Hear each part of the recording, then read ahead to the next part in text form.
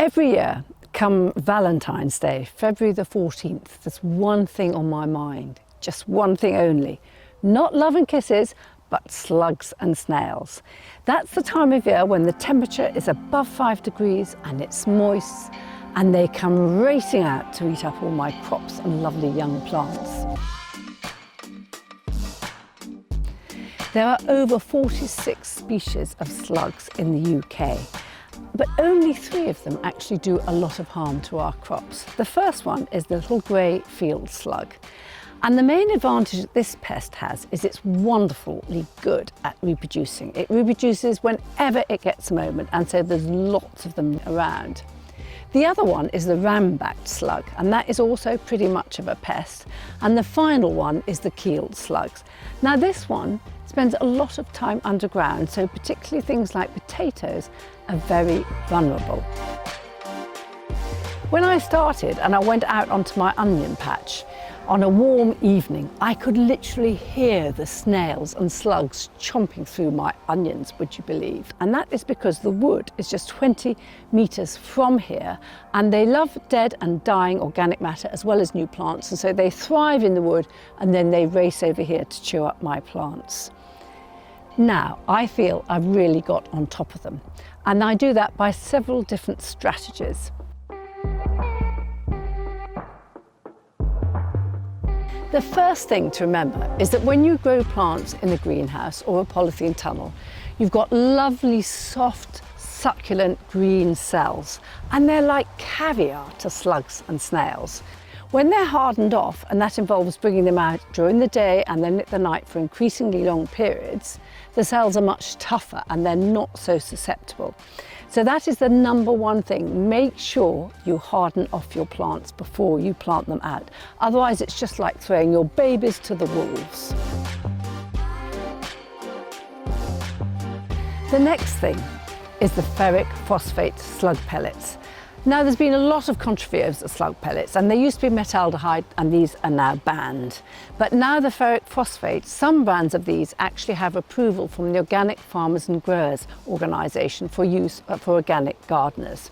They're mainly made from wheat. It's a pasta-grade durum wheat, and this is formed into pasta-shaped pieces with a blue dye added. The blue dye simply is the deterrent for birds, and you sprinkle them on the ground about 6 to 7 centimetres apart. Often they will have something like a fungicide in them, so they don't go mouldy, because mouldy slug pellets won't attract any slugs or snails. And then they often are quite rainfast too, if they've got this mould deterrent in them as well. And when you put them down, you want to check each day and see if any of them have been eaten. And if they have, then you put down a few more. And when they stop eating them, or when they've stopped being eaten, then you know you've got on top of the problem for that period. So you can stop putting more out. And that's worth knowing. You don't have to just put them down willy-nilly, you monitor them. And that makes a huge difference, and it saves wasting lots of slug pellets. It's annoying when you lift your potatoes and you find they've been eaten with big slug holes all through them. And because they're underground, they're perhaps more difficult to control than when you've got a crop growing above the ground. So what you want to do is apply the slug pellets, but before you get the canopy closure of the potato leaves. And this you'll find will really help. Another thing is not to give them lots of manure, because if you're bringing in lots of dead organic matter to the potatoes, then it's going to be like a magnet and it's going to be full of slugs. You might think, because you see no dead slugs, that you haven't killed them, but actually when they have the ferric phosphate, they go underground to die. And so you really only know you stop the problem if you stop seeing the damage and you stop seeing the eaten slug pellets. Then another thing that you can use are beer traps. People widely talk about beer traps, upside down grapefruits and things like that. And the problem I find with both of these is you must remember that slugs aren't actually attracted to something, they just stumble across them. And so if you have a slug trap out, and that might be just a little plastic beaker with a bit of lovely Guinness in, that is one of the most effective apparently, you do need an awful lot of them in order to catch them all. And the other thing I don't like is it also catches things like ground beetles and carrot beetles. And these are really good. We like these. They will actually eat the slugs for us. So that is important.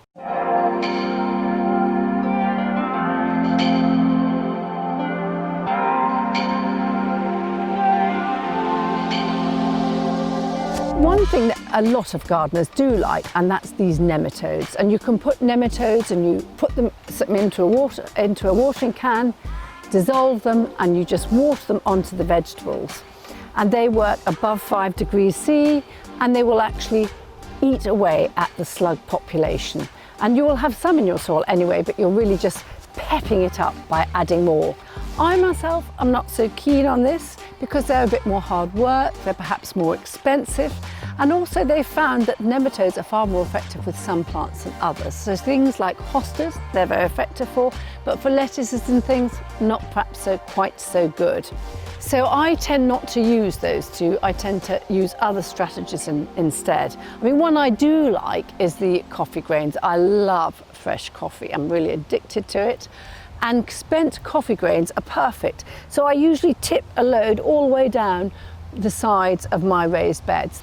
Combined with the coffee grains, I also use copper. I got a copper pipe and I lay it on the ground. It's actually being covered now because I found I've got on top of the situation really. But if you're going to use copper, you must make sure it's at least 4 centimetres wide, the strip, and it needs to be a good quality copper. Some of these tapes and things that are advocated for this actually don't work very well. So check out exactly what you're buying. You don't want to waste your money. I love rhubarb. It's one of my most spectacular crops and it's very easy to grow and delicious to eat. But it's a major attractant of slugs and snails. They don't seem to do it much harm, but if you want to go and catch some on a damp evening, that's the best place to go. Then what do you do with them, having caught all these slugs and snails? Well, you've got lots of options if you're that way inclined. You could cut them in half with an old pair of scissors. If it's snails, you might want to stamp on them. Some people advocate feeding them to ducks and chickens.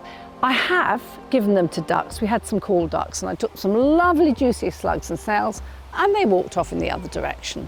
But some people say that the runner ducks really do gobble them up. But anyway, maybe my livestock is just a bit too choosy. Or you can put them in a bucket of boiling water. None of them are particularly nice things to do, but if you want your vegetables to thrive and the slugs and snails to go, then that is a jolly good option.